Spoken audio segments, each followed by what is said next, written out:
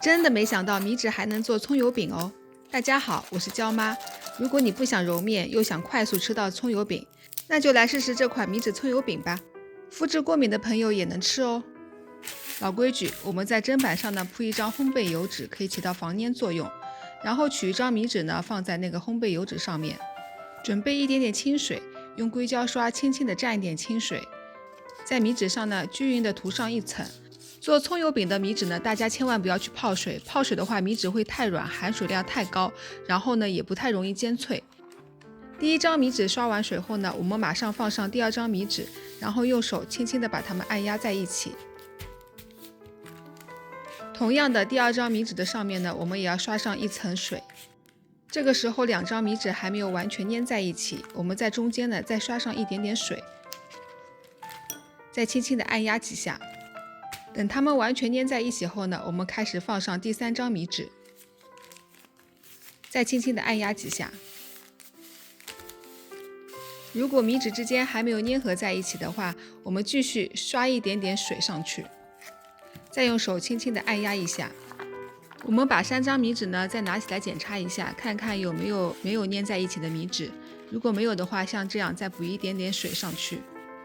水呢也不用很多，能够让它们粘在一起的量就可以了。等这3张米纸彻底粘在一起后呢，我们可以在第3张米纸上面继续刷一点水上去了。像这样刷上薄薄的一层就可以了。然后撒葱油饼的灵魂配料盐，撒一点点就可以了。再撒一点点葱花上去，葱花呢尽量多撒一点，但是呢要避开边缘部分。我们接着呢把第4张米纸刷一点点水，像这样子。刷水的那一面朝下铺到葱花上面。这个时候呢，米纸还不太容易粘合在一起，我们要再加一点点水上去。用手呢辅助一下，帮它们粘在一起。处理第4张米纸的时候呢，相对来说是最复杂的，因为它不是直接粘合在米纸上面，是和葱花一起，所以呢水可能要多刷几次，才能够最后达到粘住的效果。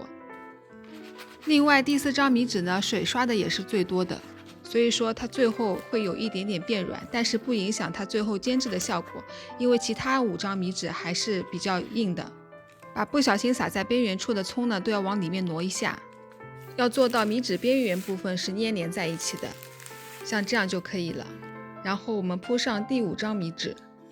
由于第4张米纸相对比较湿，所以呢第5张米纸铺上去呢，很快就能粘在一起了。同样的，在第5张米纸上呢，还需要再刷上薄薄的一层水，均匀的都涂好，然后用手呢轻轻再按压一下。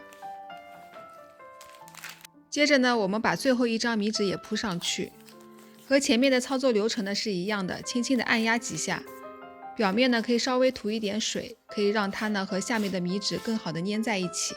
2张米纸没有粘连的地方呢，同样的再刷一点点水，轻轻的按压几下，就可以粘在一起了。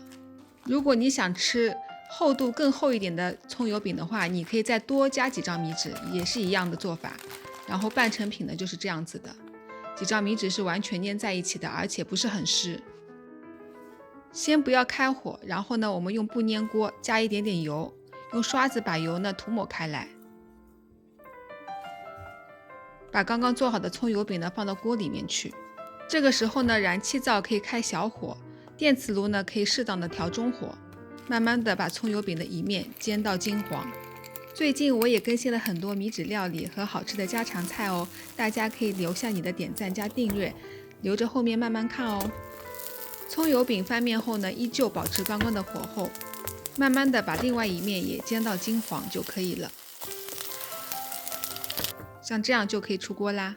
这样做葱油饼是不是简单了很多呢？根本就不需要揉面，只要把几张米纸粘合在一起，加点葱花，加一点点盐就可以了。如果早上想吃一顿快手早餐呢，这样做是最方便的。